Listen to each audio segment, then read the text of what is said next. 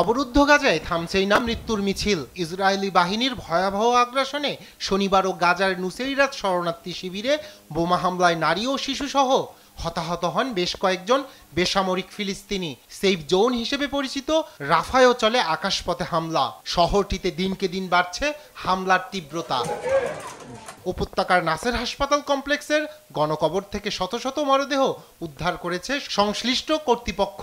3টি গণকবর থেকে প্রায় 400 মরদেহ উদ্ধার হয়েছে। মৃতদেহগুলোর নমুনা সংগ্রহ করে সেখানে তল্লাশি কার্যক্রম শেষ করার কথা জানিয়েছেন সংশ্লিষ্টরা।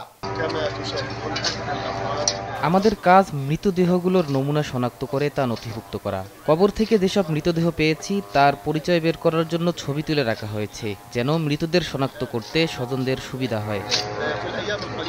এদিকে গাজায় আগ্রাসনের মধ্যেই যুদ্ধবিরতি সংক্রান্ত একটি চিঠি হামাসকে পাঠিয়েছে ইসরায়েল। শনিবার কাতার থেকে বিবৃতিতে এ তথ্য জানান হামাসের মুখপাত্র খলিল আল হায়া। তিনি বলেন, তাদের পাঠানোর চিঠির জবাবে এই বার্তা এসেছে তেল আবিবের পক্ষ থেকে। বিষয়টি গভীরভাবে পর্যালোচনা করবে এমনটিই জানান হামাসের এই নেতা। তবে চিঠিতে কি রয়েছে তাৎক্ষণিকভাবে জানাননি তিনি। যুদ্ধবিরতি নিয়ে মিশর, কাতার ও যুক্তরাষ্ট্রের মধ্যস্থতায় সম্প্রতি কয়েক দফা আলোচনা হয়, কিন্তু চুক্তির কিছু বিষয়ে একমত হতে পারেনি হামাস ও ইসরায়েল। ফলে আলোচনাতেই সীমাবদ্ধ রয়ে গেছে যুদ্ধবিরতি।